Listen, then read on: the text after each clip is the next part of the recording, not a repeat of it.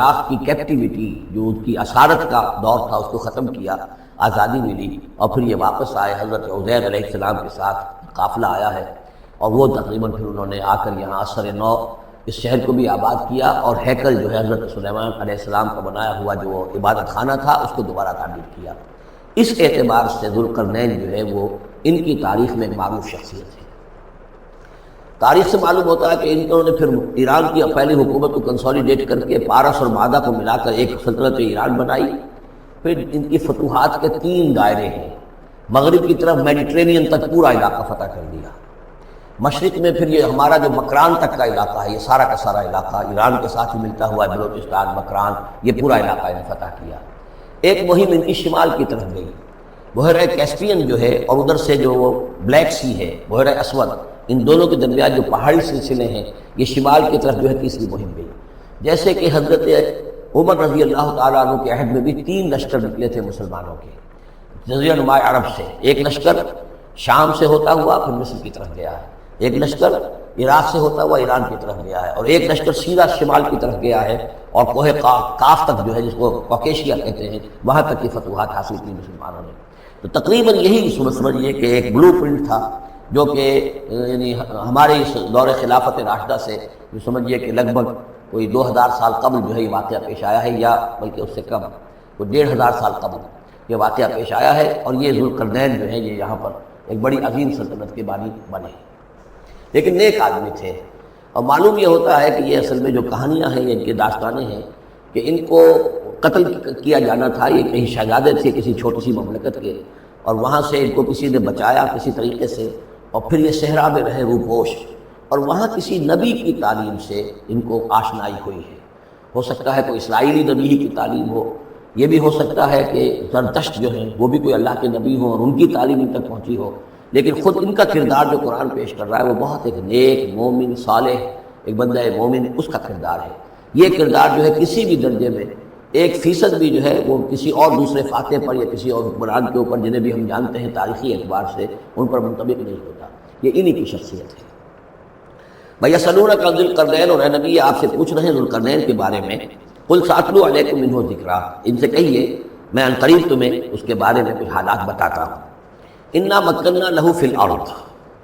ہم نے اسے زمین میں بڑا تمکن عطا کیا تھا، غلبہ عطا کیا تھا، وَآتَيْنَاهُ مِن كُلِّ شَيْءٍ سَبَبًا، اور ہم نے اسے ہر طرح کا ساز و سامان، وسائل و ذرائع، تمام اسباب جو ہیں فراہم کر دیے تھے۔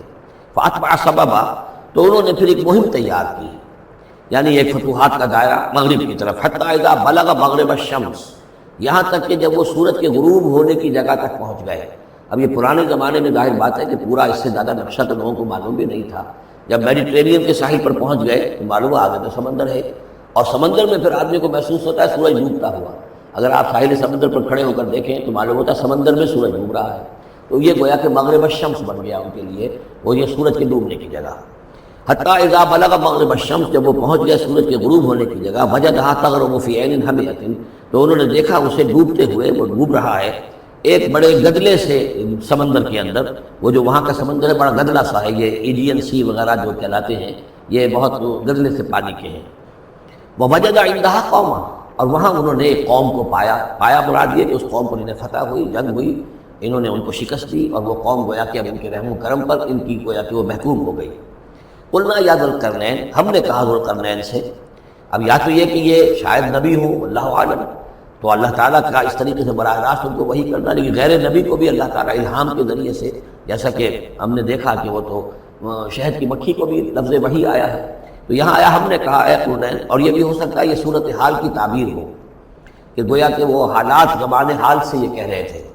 قلنا یا ذوالقرنین اما ان تعذب و اما ان تتخذ فیہم حسنا، کہ یا اے ذوالقرنین تمہیں پورا اختیار ہے، چاہو تو یہ جو مفتوح قوم ہے تمہاری اسے تم سزا دو، عذاب دو، ستاؤ انہیں، یا یہ کہ تم ان کے اندر اچھی روش اختیار کرو، ان کے ساتھ حسن سلوک کرو۔ قال، انہوں نے کہا اما من ظلم، جو کوئی ظالم ہے، بے انصاف ہے، ہو سکتا ہے اس سے مراد کفر اور شرک بھی ہو، فسوف نعذبہ ثم يرد الى ربہ فیعذبہ عذابا نکرا، تو اسے تو ہم عذاب دیں گے، سزا دیں گے، اور پھر وہ لوٹایا جائے گا اپنے رب کی طرف، پھر اس کا رب اس کو عذاب دے گا جو اصل عذاب ہے، برا عذاب، سخت عذاب۔ وَأَمَّا مَنْ آمَنَ وَعَمِلَ صَالِحًا، جو لوگ ایمان لائیں گے اور یقین کریں گے حقائق پر، اللہ کو مانیں گے، وَعَمِلَ صَالِحًا اور نیک عمل کریں گے، فَلَهُ جَزَاءً الْحُسْنَىٰ، اس کو ہم اچھا بدلہ بھی دیں گے، وَسَنَقُولُ لَهُ مِنْ أَمْرِنَا يُسْرًا، اور اس سے ہم اپنے معاملے میں بھی نرم بات کریں گے، یعنی یہ کہ ان سے ٹیکس اگر لینے ہیں تو نرمی کے ساتھ لیں گے، جو مفتوحہ ممالک کے ساتھ معاملہ ہوتا ہے تو ہم ان کے ساتھ نرمی کا سلوک کریں گے جو ایمان لے آئیں گے۔ ثم اتبع سبابا، مغرب کی طرف سے فارغ ہو کر پھر اب یہ مشرق کی طرف گئے، پھر انہوں نے ایک اور مہم کا بندوبست کیا، حتیٰ اذا بلغ مطلع الشمس، یہاں تک کہ جب وہ سورج کے طلوع ہونے کی جگہ تک پہنچ گئے۔ اب یہ جہاں تک تاریخی طور پر ثابت ہے وہ صرف مکران کے علاقے تک اتنی دور تک آئے ہیں، واللہ عالم۔ ہو سکتا ہے کہ مکران کے ساحل پر کھڑے ہو کر بھی انہیں محسوس ہوا ہو کہ مثلا یہ سورج جو ہے غروب ہو رہا ہے یا طلوع ہو رہا ہے وہاں سے، مطلع الشمس۔ تو وہاں جب پہنچے، وجدہا تطلع علی قوم لم نجعل لہم من دونہا سترا، تو انہوں نے پایا اس کو کہ وہ طلوع ہوتا ہے ایک ایسی قوم پر کہ جس کے لیے ہم نے آفتاب سے کوئی اوٹ نہیں رکھی ہے، یعنی یہاں کے جو قبائل تھے، گیڈروسیا وغیرہ یہ کہلاتا تھا اس زمانے کے اندر، یہ وحشی قبائل تھے، ان کو ابھی چھت بنانے کا فن نہیں آیا تھا، یعنی گھر جو ہوتے تھے وہ صرف دیواریں کھڑی ہوتی تھیں، یہ جو خالی پلاٹ ہے زمین کا اس میں یہ دیوار کھڑی ہے، یہ میرا گھر ہے تمہارا گھر ہے، گھر میں چھت وغیرہ کا بھی کوئی تصور امتحان نہیں تھا۔ ظاہر بات ہے کہ چھت ڈالنا جو ہے یہ تو ایک تمدن کے ارتقاء کے دور کی علامت ہے،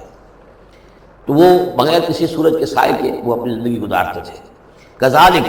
ایسا ہی ہوا وہاں بھی، یعنی جو پہلے ہوا تھا کہ یہاں بھی معاملہ وہی ہوا کہ اللہ تعالیٰ نے اختیار مطلق انہیں دیا، فتح دی، لیکن انہوں نے یہاں بھی یہی کہا کہ جو نیک لوگ ہوں گے ان کے ساتھ ہم نرمی کریں گے اور جو شریر ہوں گے ان کو سخت سزا دیں گے۔ وقد احطنا بما لدیہ خبرا، اور ہمیں پوری طرح معلوم ہے کہ جو وہاں اس کی خبر ہوئی اور جو بھی حالات وہاں گزرے، جو ماجرا وہاں ہوا۔ ثم اتبع سببا، اب یہ تیسری آ رہی ہے، ثم اتبع سببا، پھر اس نے ایک اور مہم تیار کی، یہ شمالی مہم ہے۔ حتیٰ اذا بلغ بین السدین، یہاں تک کہ جب وہ دونوں پہاڑوں کے درمیان پہنچ گئے، دو دیواروں کے درمیان پہنچ گئے، تو یہ سمجھ لیجئے بحیرہ کیسپیئن داہلی طرف ہے مشرق میں، اور بلیک سی بھی بحر اسود، اس کے درمیان یہ سلسلہ کوہ ہے اور یہ پیرلل چلتے ہیں دو، اور ان کے درمیان سے پھر وہ درے ہیں کہ جن میں سے ہو کر شمالی علاقے سے جو وحشی قبائل تھے وہ آ کر یہاں حملہ کرتے تھے، تاخت و تاراج کرتے تھے، لوٹ مار کر کے چلے جاتے تھے، جن کو یاجوج ماجوج کہا گیا ہے۔ حتیٰ اذا بلغ بین السدین، جب کہ یہ پہنچے ان دونوں دیواروں کے درمیان،